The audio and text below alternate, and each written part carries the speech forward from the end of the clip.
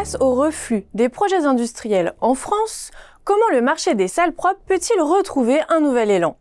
Après des années d'effervescence, les projets d'usines se raréfient en France. L'incertitude politique retarde les décisions d'investissement, tandis que la Chine et les États-Unis, protégés par un bouclier protectionniste, renforcent leur domination industrielle. Dans ce climat tendu, les carnets de commandes des professionnels des salles propres se contractent et les risques de guerre des prix se précisent. Pourtant, des relais de croissance apparaissent. Les besoins en salles propres explosent dans des filières clés comme les data centers, les batteries ou le photovoltaïque, alors que la santé et pharmacie demeurent des donneurs d'ordre solides. Encore faut-il innover pour s'imposer, notamment grâce au monitoring numérique, à la performance énergétique ou dans la conception d'environnements ultra-sensibles. Quant aux PME, elles conservent des atouts précieux malgré la concurrence du modèle clé en main de grands groupes, ancrage local, proximité client et savoir-faire reconnu. Dès lors, sauront-elles préserver leur place face au poids croissant des modèles intégrés? Quels marchés clients s'imposeront comme les plus dynamiques et quelles perspectives se dessinent pour la filière d'ici 2030?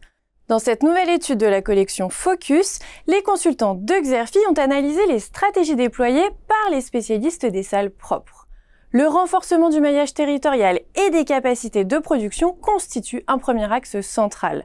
À cela s'ajoute une logique d'intégration verticale permettant aux acteurs d'étendre leur maîtrise de la chaîne de valeur, de la fabrication des équipements à leur maintenance, en passant par la fourniture des consommables et des services associés.